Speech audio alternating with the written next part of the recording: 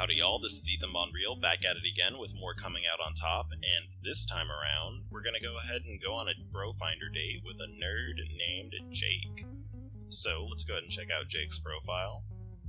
There we go. So it looks like Jake is the co-founder and CTO of a startup that makes robotic games to teach STEM skills to kids, focusing primarily on young girls. In his limited free time, he loves music, dance, and all sorts of games. He's a progressive, a proud feminist, and he works very hard to be an advocate for equality, diversity, and inclusiveness. Well, that sounds pretty cool. Let's go ahead and go on a date with him. He also has the added benefit of being a little bit juicy, and I like that in a man. So, we're gonna go ahead and message Jake. You message Jake introducing yourself. After chatting a bit, you mention that you've never been to the rotating restaurant downtown. He texts you an hour later with a grouped coupon for the buffet there, inviting you to dinner. Your heart skips a beat. A man who understands the very real limitations of being on a collegiate budget? Oh, this could be true love. So, before we go on this date, I'm going to explain some things to y'all about Jake. So, this date is actually pretty straightforward compared to the other ones, especially Frank. And in my opinion, the correct choices are fairly common sense. However, one of the unique parts of this date is that Jake is actually extremely flexible as a person, so if you say something that pisses him off, you can actually explain what you mean, and he won't be pissed anymore, basically, if you explain yourself well, that is. So, he's not fickle like Frank in that if you fuck up, you don't permanently get locked out of having sex with him. So, that being said, let's go ahead and go on this date. You head downtown with plans to meet Jake a couple blocks from the restaurant, near the parking garage.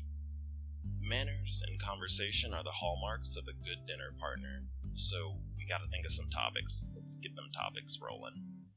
Should we talk about coming out? No, that's too personal. Current events? I mean, the Pope is a hot topic right now, but it's probably not good dinner conversation. The basics? Maybe I should tell him about my life story or little jokes. Maybe I could share memes with him. I got some rare Pepes I'm willing to roll out here. But wait, I don't want to seem too eager. Let's let our actions speak for themselves. Project a calm and confident, masculine aura. Your internal debate rages on as you arrive at the meeting spot with time to spare. Hey! You give Jake a hug. His body feels good and solid, and it calms you down a bit. Oh my, I love solidness in a man. You feel smallish next to his tall frame. Hope you weren't waiting too long. Okay, now breathe, and say something to him. Who, me? Nah, I just love hanging out in the city. I mean, look at that sunset. You peer at the small patch of violet in the sky for a few seconds as you breathe in the city air. I love the smell of exhaust. It makes me feel so alive. I'm super swag, by the way. I figured as much, though I was kind of hoping that cute guys were just randomly wandering up to me for hugs. No, just me. Oh, come on, just you? I wouldn't put it like that. So, let me tell you something about men real quick. So, you can't see it, but I'm taking a drag of my long, elegant cigarette. So, I've met 1,000 men like this dude, and what you need to do is play coy with him, because that's what he wants. He wants a man that acts like the pony Fluttershy out of My Little Pony. And if that don't mean nothing to you, don't worry about it. But what you need to know is that you need to blush at this boy and just act shy. Ooh, do I detect a blush? That's so cute. See, I knew it. Sorry, but I'm a little bit nervous. I just need time to shake these butterflies out of my stomach. Oh, sure, shake away then. So, we're gonna go with the cutesy shit and keep going with that. So we're gonna actually literally shake our bodies to get rid of the butterflies. You begin wiggling like a weirdo. Jake can't help himself from laughing and joining in. ... That's actually pretty fun, and it loosened up the mood. Well, I do feel better. Honestly, I think more dates should be starting out like that, shaking out the butterflies. Hey, that's a great idea. I mean, it worked. See, I'm already halfway to nutted inside, basically. Like, I got this boy right where I want him. We are definitely leaving this date with some dick in our butt. So I can see the internet clickbait now. Get rid of the jitters with this one weird trick. Ha! You and Jake depart, strolling down the sidewalk on this glorious evening. The two of you walk through the hotel lobby. You notice his gait, relaxed yet poised, like a dancer. The elevator is a glass-enclosed unit that travels up the exterior of the building, apparently designed to terrify anyone who's afraid of heights. Jake presses a button and the two of you wait. You read the plaque beside the elevator. Hotel Felcher, built by the great 19th century industrialist, Atticus Felcher, a man known for his ability to suck the last drops of success from any situation. Winky face. ... Wow, Both of you burst into laughter. Oh man, I'm so excited. This is the most awesome buffet in the world. They've got all sorts of things. Sushi, pepperoni pizza, tons of fried food, enchiladas, and even dim sum. Oh my god, I'm blushing. This sounds actually really yummy right now. All at the same buffet. Oh, it's almost eerie. It's like they were reading my mind when they designed the menu. I have to admit, though, the worse a food is for me, the more I tend to like it. So, you can do several things here, and I'm going to give you an example. This isn't what I normally would do, but I'm going to give you an example of what happens when you say something to piss him off, and then you explain yourself, and he ends up cool with it. So, as you may or may not know, it's kind of rude to point out people's weight if you've never fucking talked to them before, but we're going to do that, so that's pretty obvious. The fuck is that supposed to mean? So, if you phrase it like this, what, like you don't know you're fat?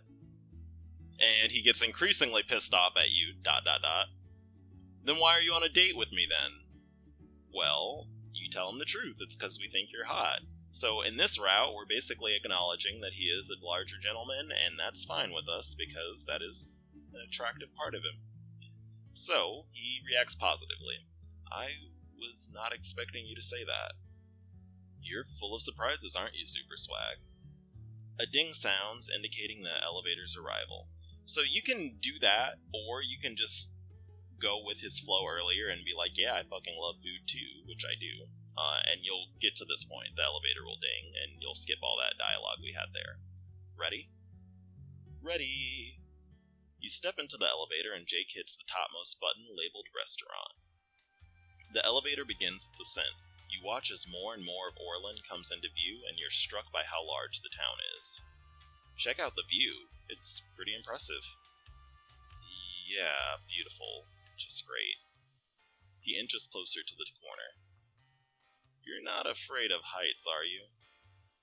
Well, kind of. Not terrible, like airplanes are fine, but I'll just go ahead and stick to the less scary part of the elevator back here. So, the new rule is that you don't want to exacerbate his anxiety about this. Just play it cool and say, well, at least we're going up pretty quickly. If you do this one, he's going to start getting pissed at you, and you can't change that. Well, thankfully, just a few floors to go. You hear a large clunk. Well, not a large clunk, you hear a loud clunk. A large, heavy, mechanical clunk. Not just a clunk, but there's also a lurch, as the elevator abruptly halts its progress. What the fuck was that? Oh crap, oh crap, oh crap. Nothing's happening. Why did it stop? Well, maybe it's stuck. Why would it wait to get all the way up here before it got stuck? That doesn't make any sense. Who engineered this?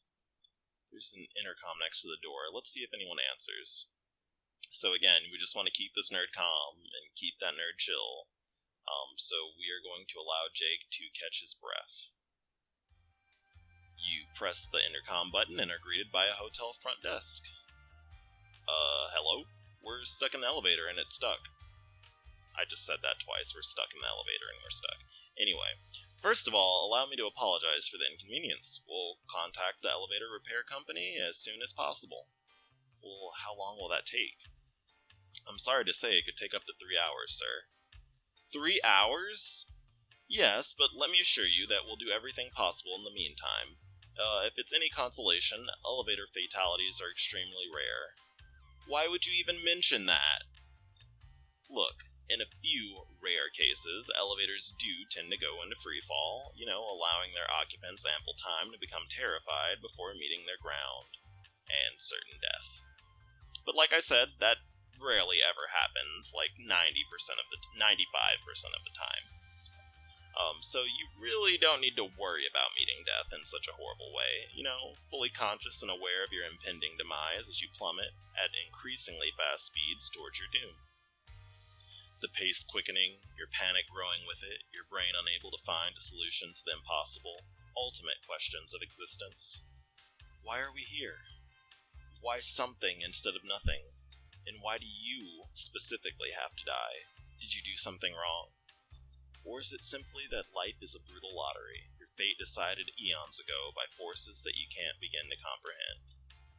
But I don't got those answers, sir. But take heart in the fact that you will probably be okay. There's like a 95% chance you'll be fine. Thanks. You glance at Jake pacing in the corner. It might be 3 hours before we can get someone here.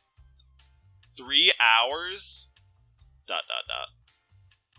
Tell them there's a pregnant woman in here about to give birth. Get the goddamn fire department out here. We need a rescue. I think that only works on sitcoms, TBH, but whatevs. Okay, here's the thing. There's a pregnant woman in here who just went into labor. I think you may need to hurry things up here. We'll mark the call as urgent, sir, I assure you. That's not gonna do it. We need the fire department. Stat. Sir, calm down, please. I said stat. Did you not hear me? Stat. Very well, sir. We will contact the fire department at once to see if there's anything they can do. Thank you, and remember, stat.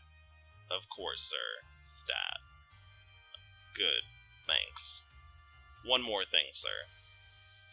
Yeah? Whatever you do, do not jump up and down. It could be the last mistake that you ever make. Right. You hear a click as the operator hangs up and you turn to Jake. What'd they say? They're gonna call the fire department, but no promises. And whatever we do, don't jump up and down. Solid advice, but is this what I get for using Groupit? I feel like I'm being punished. Anyway, I think I've calmed down a bit. We're fine, right? You sit down and take a moment to gaze through the elevator glass at the city below. The concierge did say that the elevator fatalities are extremely rare. Super helpful of them. I mean, I'm sure these things are safe, right? You knock your hand against the floor with a few hard thumps as Jake's eyes widen.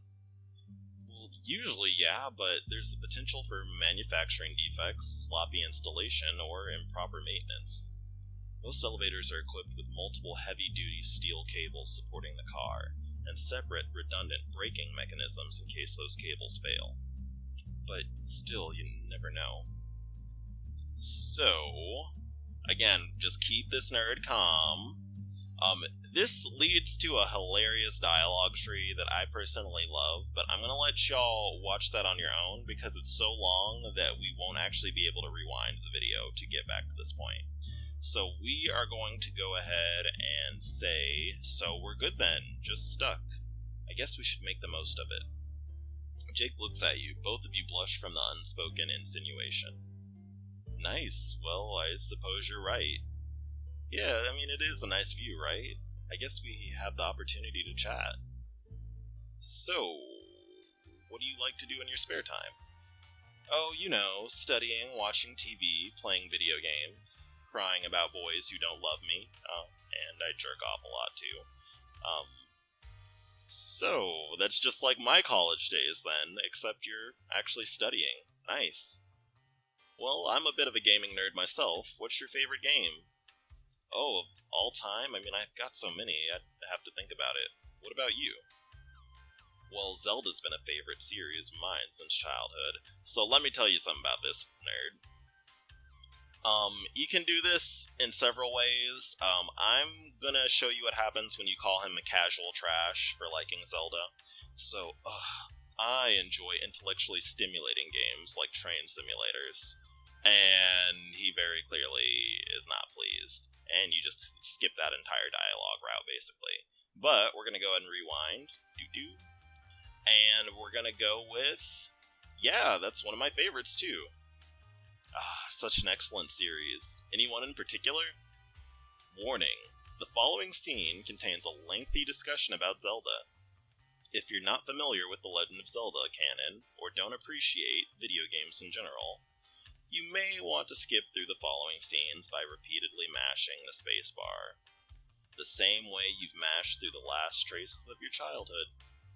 So, I'm gonna be real with y'all. My favorite series in the Zelda games are actually the handheld games. I love Link's Awakening, I love Oracle of Ages, and I love Oracle of Seasons. Which, as a reminder, I am doing an LP of Oracle of Seasons that is fucking hilarious. If you want to hear more about the Zelda fandom, or basically the Zelda canon, feel free to check out my Oracle of Seasons Let's Play. It's on part 2 now.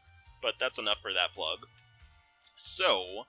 out of these, I actually do like Link to the Past a lot, but I'm going to say Ocarina of Time just because that was a great game. So, Ocarina of Time, even with Navi, it's just an amazing game. What a truly exceptional game. I think it was a major milestone in terms of challenging what you could do or have in a video game. Yeah, and it has great replay value too. It really does. Sure does. Though, I have to tell you a secret. When I played it, I had a 6-month pause because those wall masters scared the shit out of me. That actually is true for me too, but instead of wall masters, it was the Wolfos. I was fucking so scared of those little pieces of shit when I was like 9 when the game came out that I could not play until I was like 12. Well, actually like 13, TBH. But now you know, and we're gonna go ahead and keep going. So... Note to self, no horror games for Jake, chicken, or I hated those things. So, we're gonna tease him a bit, let's be a little bit playful. Chicken. You mean cucko? And it's time to abort that, because critical nerd has been achieved, so, we're gonna go back in time. I don't have time for that nerdiness. We're gonna say, note to self, no horror games for Jake. Yup, no thanks. Good to know. Anyway, all of those games were amazing. Definitely, they had the sense of real adventure, just like you were on a grand journey in a strange land. Exactly, there was danger and excitement and mystery and leveling up and finding better gear. So if you're worrying about this comment, and you're like putting on your nerd glasses and shoving up your glasses on your face like an anime character, and you're being like, you don't actually level up in Zelda games, the truth is, in Zelda 2 you did level up, because you did have EXP in that game. And then in addition, in the original Legend of Zelda game, the different dungeons were called levels. So, you could technically say that you're leveling up in Zelda games as you complete the dungeons, because you get more gear and more HP every time you go through a level. But anyway, so, the gear was the best part. The magical boomerang was the best damn weapon of all time. I disagree with that. My personal favorite weapons are the ball and chain in Twilight Princess, and then I also really love me the shit out of the hookshot, because I feel like that could really maim someone if you used it as a ranged weapon. But sadly, they always made it do shitty damage or just stun things. Oh well. So, yes, we're gonna humor him. But before we do that, I'm gonna show you what happens when you say the Master Sword. No way, man. The Master Sword is obviously the best weapon in the series. And he gets, like, nerd furious at you. Yeah, I mean, I guess you're right. I mean, it was the main weapon in the game. That means it's better, right? ... So he is clearly judging you. And you get sent back to this point. So we're gonna go ahead and rewind here. And say... Yes, fight and pick up loot. Sign me up. Those were fun times. These days, I'm more interested in creating my own stuff, but I feel like we got to grow up in this time when all these really cool toys came out. That is true. I didn't get to enjoy a lot of... Well, I did. I don't know. I don't remember having... I had a lot of toys, but I had a lot of, like, Dollar General and, like, Walmart checkout toys. But anyway... Yeah, it was like the original old school games. These days, everything's so same-ish. Yes, sadly. Those vintage games are kind of like that really cool classic car from the 50s or 60s, where so many games these days are just like a sea of white sedans. I mean, our generation did get memes and Chris Evans' booty and spandex, so that's pretty legit. I think that's a good trade-off, IMO. So, now that I've said that and commented on Chris Evans' ass, I'm actually going to cut the video here because this is actually a really long date and there are multiple trees of sex scenes you can have. So instead of the previous dates where you just kind of like talk and then you achieve sex, depending on your choices at this part, you will actually have sex in different ways with him and you'll have multiple different sex scenes that can potentially happen. So I'm going to cut the video here because I expect the next part will take another 20 minutes. Feel free to like and subscribe, or check out my other videos. I again recommend Oracle of Ages. If you liked hearing me wax poetic on nerdy shit, I really recommend checking out on that, because that's really all I talk about in those videos, and it gives me more time to be free with my words. But in the meantime, in the between time, thanks for watching. I'll catch you nerds later, and bye!